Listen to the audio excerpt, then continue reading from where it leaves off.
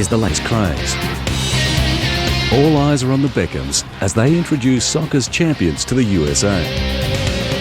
Good morning, ladies and gentlemen. My name is Alexi Lawless, and I am the proud president and general manager of the jewel of MLS, the Los Angeles Galaxy. Potentially in the States, soccer could be as big as it is everywhere else around the world. And I'm very proud to be part of that and going to be part of that for the next 5 years.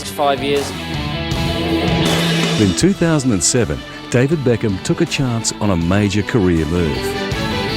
This is the story of the rise and rise of David Beckham. He was born David Robert Joseph Beckham, but the world knows him simply as Beckham or Bex. It is one of the most recognisable names in the world, and he is the #1 pop star of the world game of soccer. This goes in. It is Beckham. Deflected. There is the cheer. And there is the smile. Beckham was born on May 2nd, 1975 in Leytonstone, London. As a youngster, he lived and breathed football, and he enjoyed long hours kicking the ball around with his dad.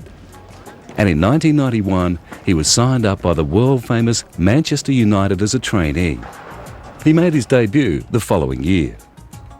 Less than a year later, with an FA Youth Cup under his belt, Beckham was now a convincing professional with the mighty Man U, for whom he had dreamed of playing for as a boy. Right, here is David Beckham, onside. It wasn't long before his deadly pinpoint accuracy on penalty kicks and his sweeping crosses etched itself into the consciousness of opponents and fans alike.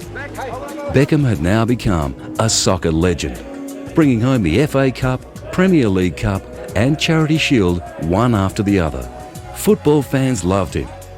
They adulated this working-class lad with his cheeky smirk, raw talent and wide-eyed innocence. Not only could he play football, but he was handsome to boot. He was forgiven for his quirky London accent, even though back then he seldom spoke in public. His nondescript blue-collar background was on show for all to see. You know, the majority of the team are all young. Most of the team are all young. And, you know, we just want to carry on each season and try and do as well as we can. Beckham was on his way to conquering the world. Scoring goal after spectacular goal through the '96 season made him an instant household name. Now Beckham was well and truly on the rise to fame and fortune. When world leaders to pop stars clamour to meet, fans around the world adore you, you know you've made it.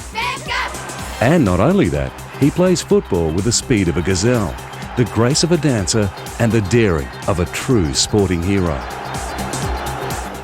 Looking exhausted but over the moon, Beckham attempted to speak over the clamour of reporters, asking David, is it a boy or a girl? It's a boy, he told them. Have you chosen his name yet, they asked. Brooklyn Joseph. And how's Victoria? She's very well. She's set up. She's drinking champagne. She's very well. Within months, the tabloid press had to pay $1.5 million US for the wedding pictures of Britain's new royals at Luttrellstown Castle in Ireland. Fittingly, the couple moved into what became known as Buckingham Palace, a mansion near London. 5 years after buying posh an engagement ring worth $65,000 US, the quiet lad with the lanky hair soon became the epitome of style, charm and political correctness. The Beckham's second son, Romeo James, was born on September 1, 2002 by caesarean section. Under Victoria's firm and perhaps protective guidance, by 2000 Beckham had reached the pinnacle of his career. After Romeo was born, David says he discussed retirement with Victoria. His parents were divorcing and he was having problems with his Manchester United manager.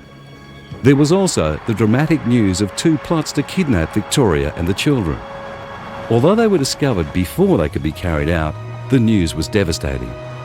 David told the media that the first role of a father and husband is to keep his family safe, and they would be reviewing their security arrangements. You know, it's a real infringement on their freedom of movement and so forth. But I really do think that they're going to really have to consider beefing up their security to the same level as royalty protection.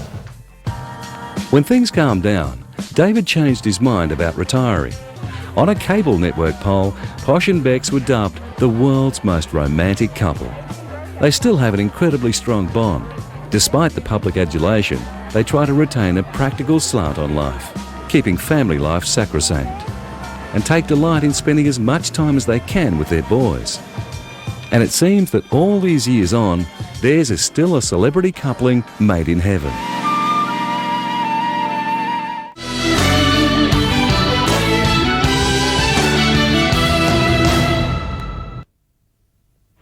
Football, like public life, hasn't all been smooth sailing for David Beckham.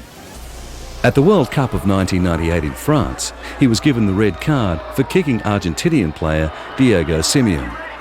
Beckham handed the Argentinians the game on a silver platter by overreacting to a fairly minor provocation. It was the first time he'd been sent off as a professional, and it left his team a player short. England lost the game and was eliminated from the World Cup. The fans blamed Beckham for the loss, and the weight of the country came down hard.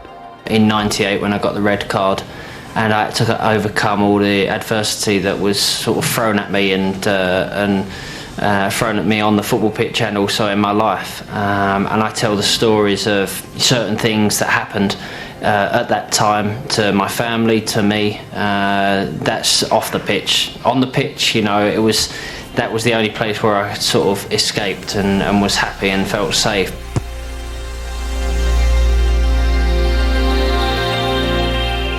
Being jeered and reviled by unforgiving fans wasn't what Beckham was used to. It was a bitter pill to swallow.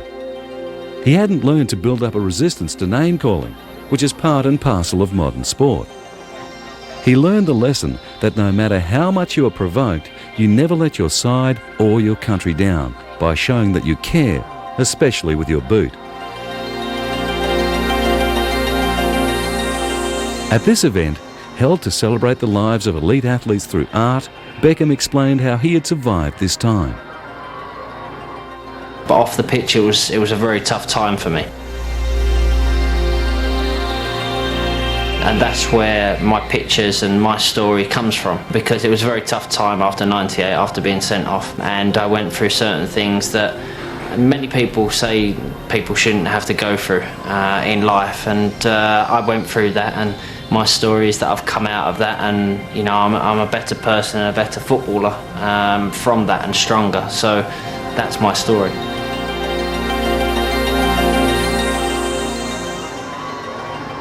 Almost beaten by the incident, Beckham tried to put the episode behind him. The following year brought another FA Cup and UEFA's Most Valuable Player award. He was instrumental in guiding Man U to its greatest success ever, a Champions League title, an Intercontinental Cup and an English League title, all in the same